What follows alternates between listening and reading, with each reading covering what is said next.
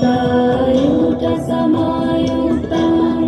अर्धेन्दुकृतशेखराम् लोचनत्रयसंयुक्ताम् पूर्णेन्दुसदृशाननाम्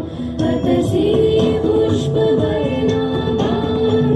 सुभद्रेष्ठाम् सुलोचनाम्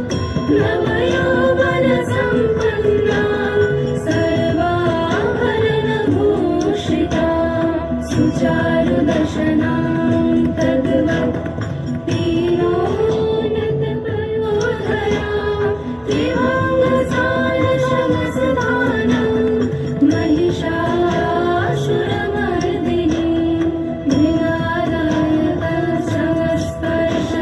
मृगादायकसंस्पर्शदशबाहु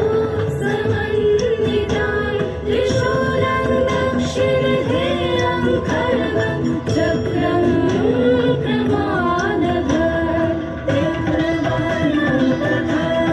शक्तिम् दक्षिणेषु विचिन्तये एकदम् पुनश्च पाशुमङ्गोषणे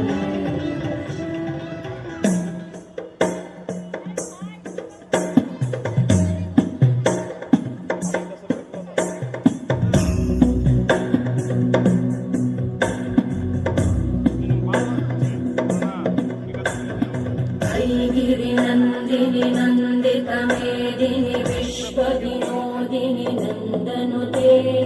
गिरिवरविन्द्यशिरोधिनि वासिनि विष्णुविलासिनि जिष्णुनुते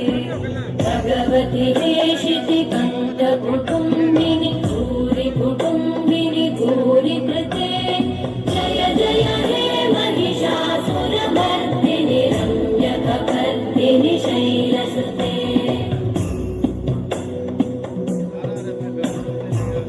सुरवरवर्षिणि दुर्धरदर्शिनि दुर्मुखवर्षिणि हर्षरते